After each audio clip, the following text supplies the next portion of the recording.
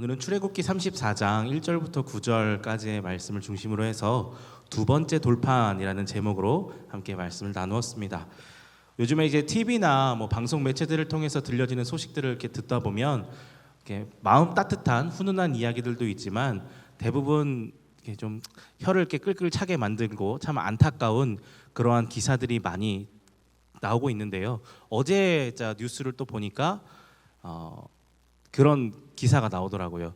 부모가 자식을 2,200대를 때려서 죽인 그 공시생을 죽인 사건이 또 기사에 이렇게 올라오던데 부부가 서로를 죽인다든지 아니면 부모가 자식을 죽이고 자식이 부모를 죽이는 정말 입에 담기도 힘들고 어려운 그런 상황과 사건들이 매스컴을 통해서 계속해서 전해지고 있습니다.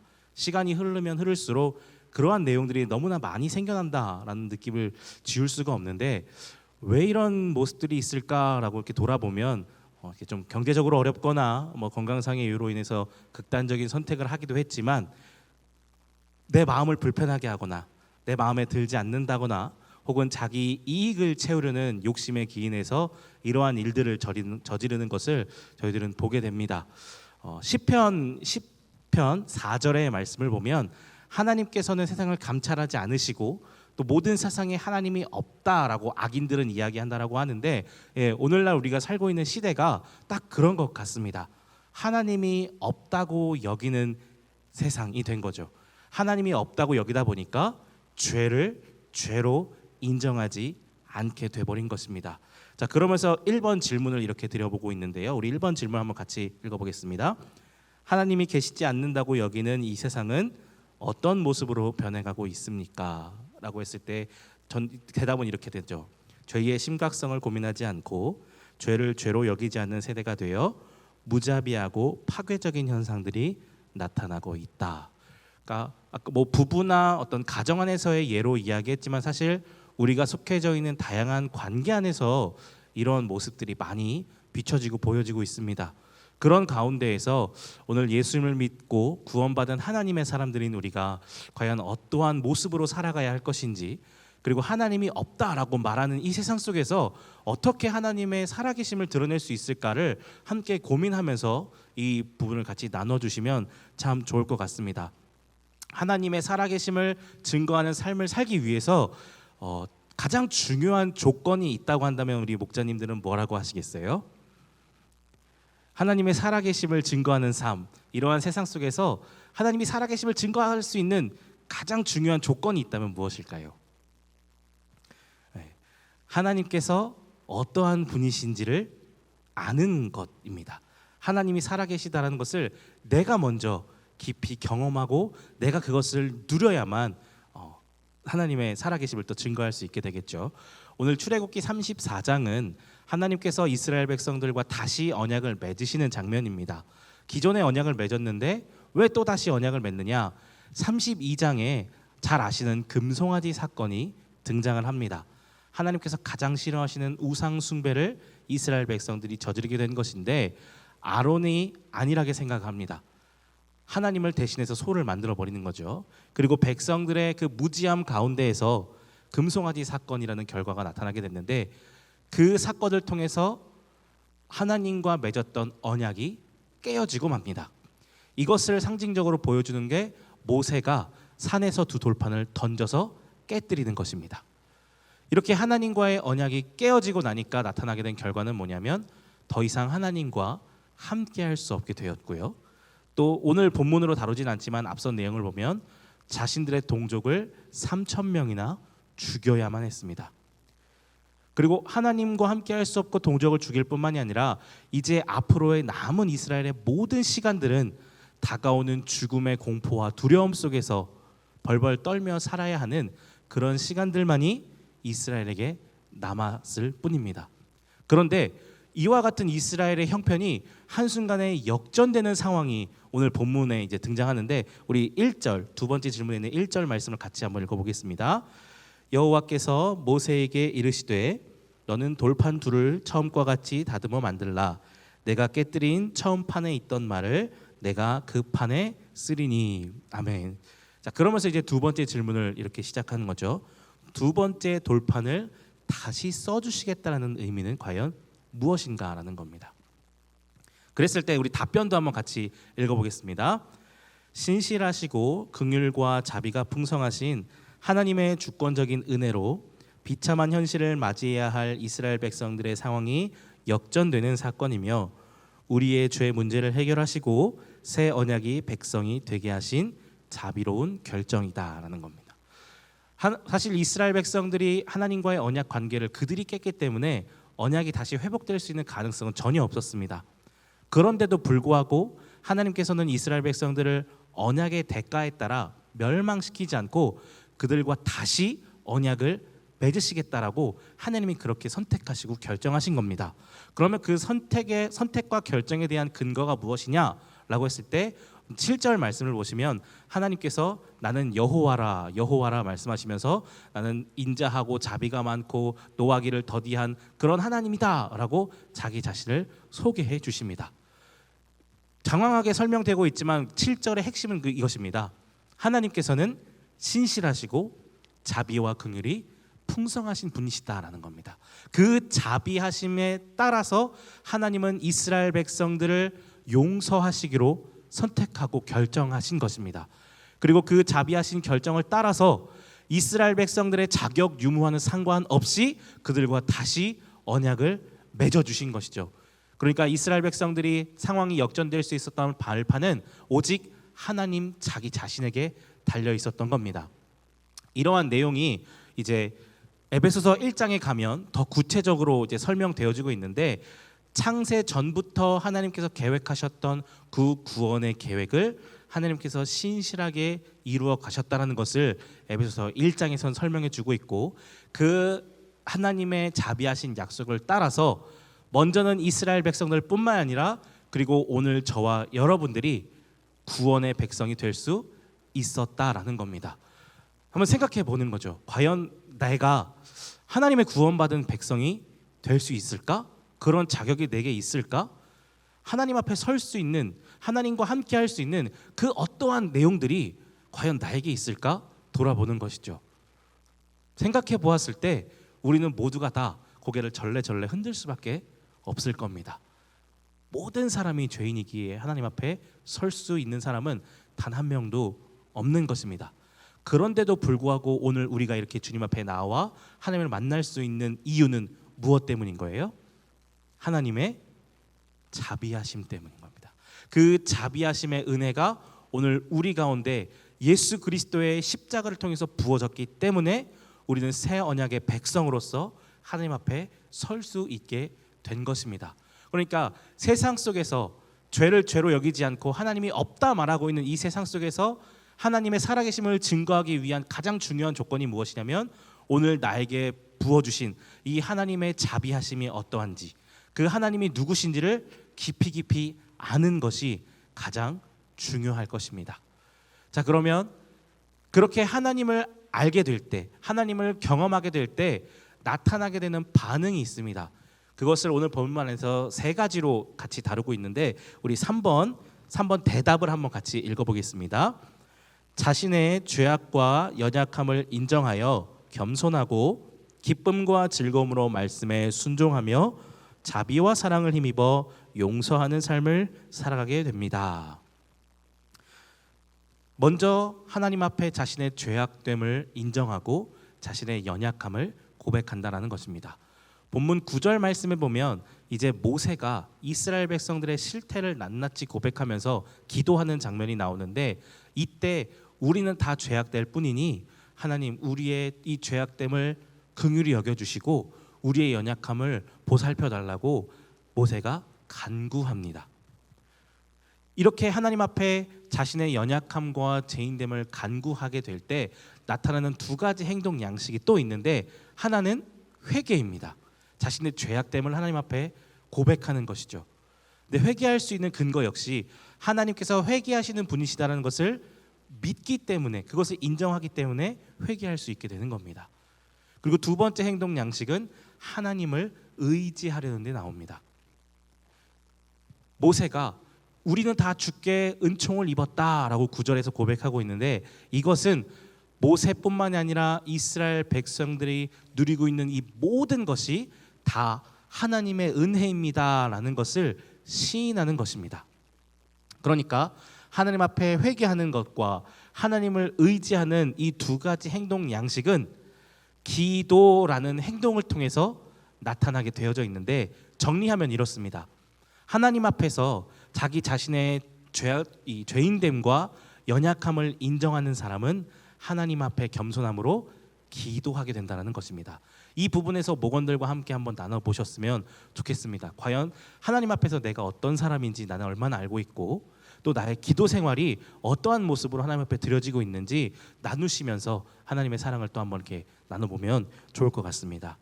두 번째는 하나님의 사랑을 깊이 경험하면 말씀에 순종하는데 주저함이 없게 됩니다.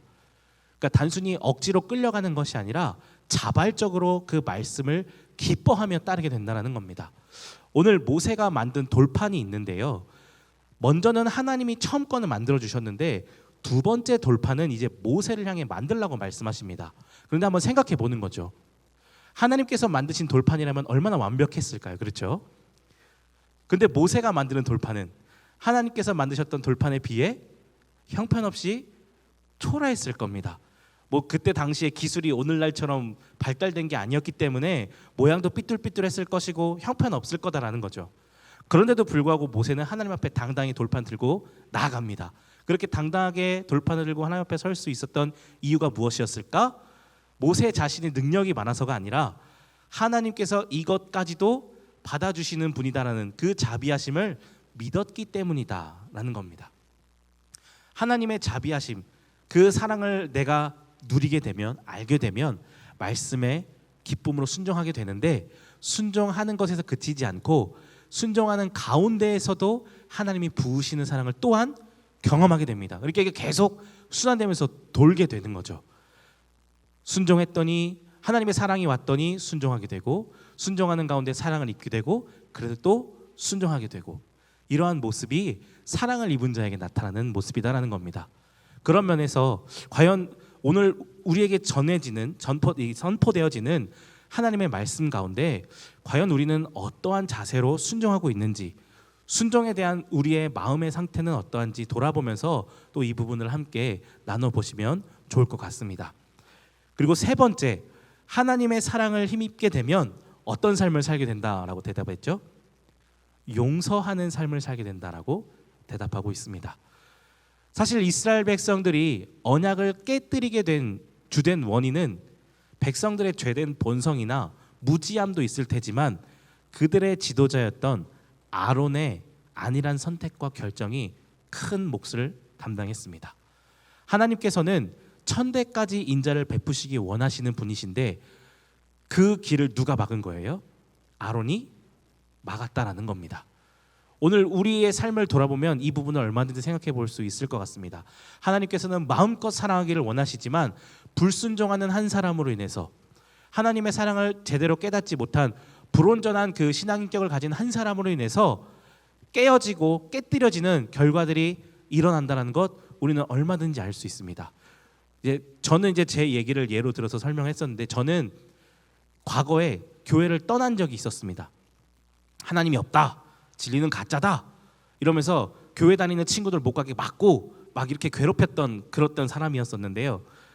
그렇게 됐던 이유가 먼저는 저에게 신앙이 없으니까, 못난 이 죄악된 성숙하지 못했던 모습이 제 안에 너무나 많이 있으니까 그렇게 교회를 떠나기도 했지만, 저의 가정, 교회를 다니고 하나님의 사랑을 말하고 있는 저의 가정이 너무 폭력적이고 욕설이 난무했습니다.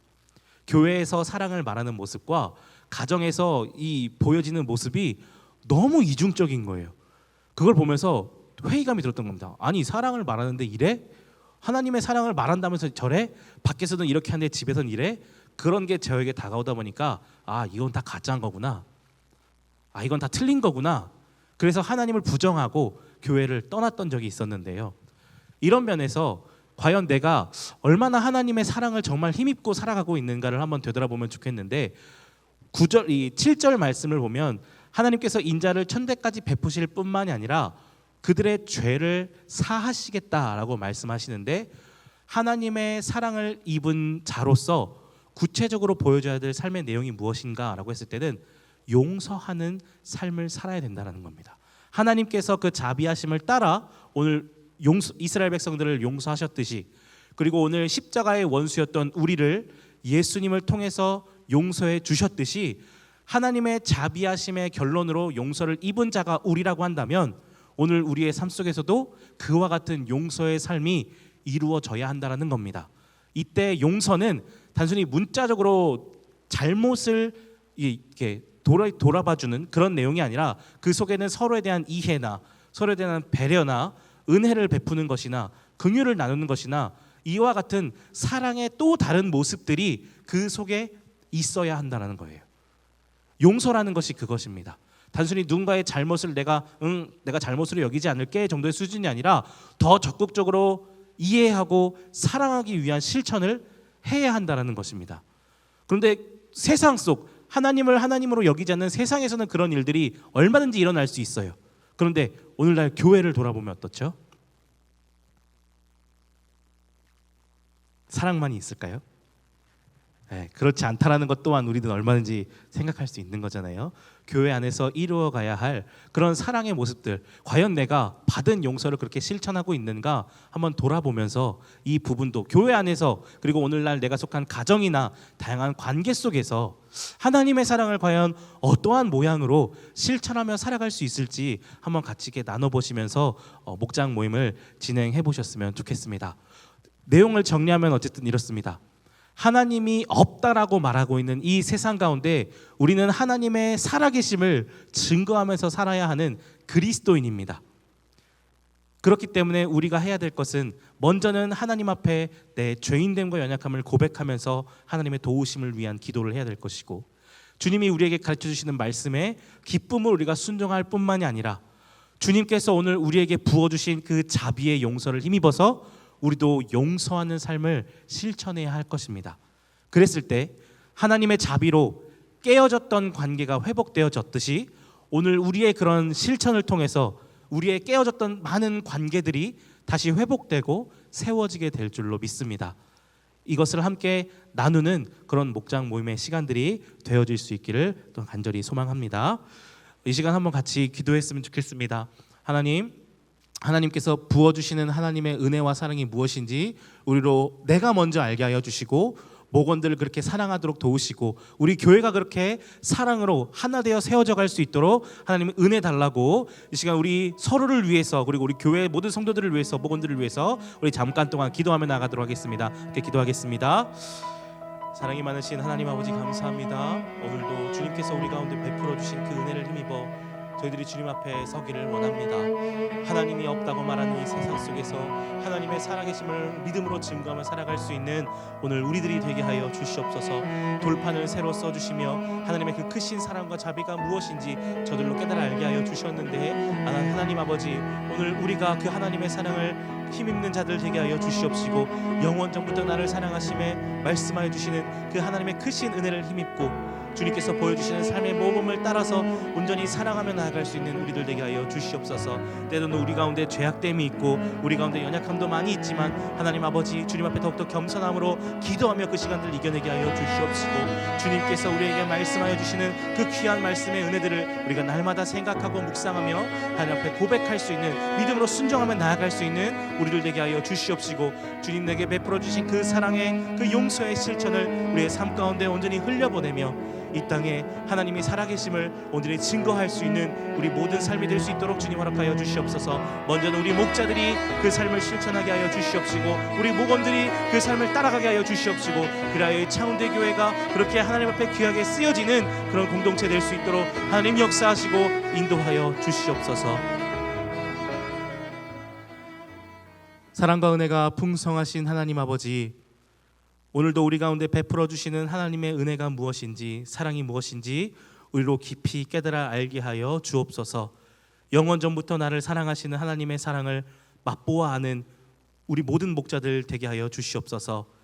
그리하여 나의 죄인됨과 연약함을 하나님 앞에 시인하며 주님 앞에 날마다 겸손함으로 기도하는 우리가 되게 하여 주시옵시고, 아버지의 말씀 가운데 기쁨으로 순종할 수 있는 우리가 되게 하실 뿐만이 아니라 주님께서 우리에게 보여주신 그 사랑의 용서를 나의 삶 가운데 실천하면서 이 땅 가운데에 깨어진 많은 사람들에게 하나님의 사랑을 흘려보낼 수 있는, 그래서 다시 한 번 더 관계를 세우고 이 땅에 하나님의 나라를 온전히 세워갈 수 있는 우리 모든 목자들 다 될 수 있도록 하나님 아버지 인도하여 주시옵소서. 모든 것 주님 앞에 감사드리며 살아계신 우리 주님 예수 그리스도의 이름으로 감사하며 기도합니다. 아멘.